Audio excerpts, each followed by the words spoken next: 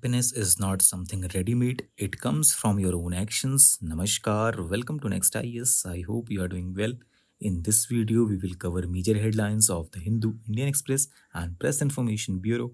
So, without wasting any time, let's start today's discussion. Now, recently, World Bank released report titled India's Development Update, and it has forecast a growth of 7% for the Indian economy for the current fiscal year. The report highlighted that country's economic growth will remain strong over medium term, driven by key factors such as private consumption and investment. The report observed that India remained the fastest growing major economy and grew at a rapid clip of 8.2% in financial year 23-24. World Bank growth projection is in line with those of International Monetary Fund and Asian Development Bank. Both institutions have raised their forecast to 7% for the financial year ending March 2025. Now, recently, Defense Acquisition Council, under the chairmanship of Defense Minister, accorded acceptance of necessity for 10 capital acquisition proposals. These include procurement of 7 stealth frigates under Project 17B, future-ready combat vehicles for the Army as a replacement for the main battle tanks, air defense fire control radars, Dornier 228 aircraft, next-generation fast patrol and offshore patrol vessels. Next article is related to green sea turtle, which are gaining their health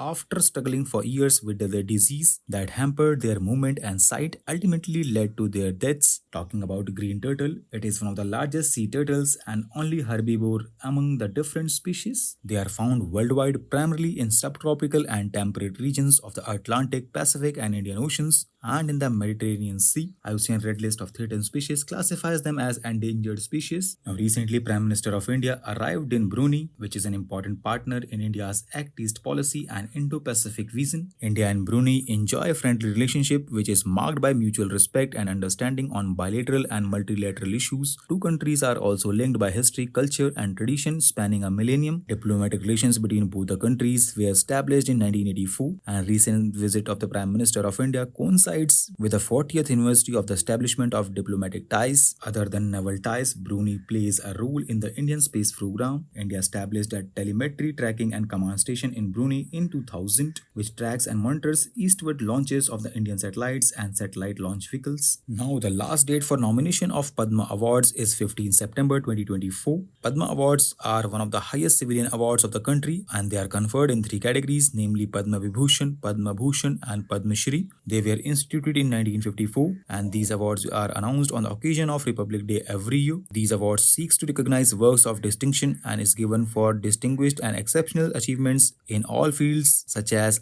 art, literature and education, sports, medicine, social work, science and engineering, public affairs, civil service, trade and industry, etc. All persons without distinction of race, occupation, position or sex are eligible for these awards. Government servants, including those working with PSUs, except doctors and scientists, are not eligible for Padma Awards. Now, third edition of the Joint Defense Cooperation Committee meeting between India and Kenya was held in New Delhi. Both the countries discussed a wide range of avenues for defense cooperation in areas like military cooperation, training, defense industries and research and development, etc. Joint Defense Cooperation Committee is an ideal platform to discuss defense cooperation issues at length and makes an effective roadmap to further defense ties between both the countries. Talking about Kenya, it is a country in Eastern Africa. It lies on the equator and it is bordered by Ethiopia to the north, Somalia to the east, Tanzania to the south, Uganda to the west, and Sudan to the northwest, with the Indian Ocean running along the southeast border. India shares long-standing, friendly, and close relationship with Kenya. Memorandum of Understanding on Defense Cooperation was signed in July 2016. Next article talks about Vishanu Yuddha Abhyas, which is a comprehensive national mock drill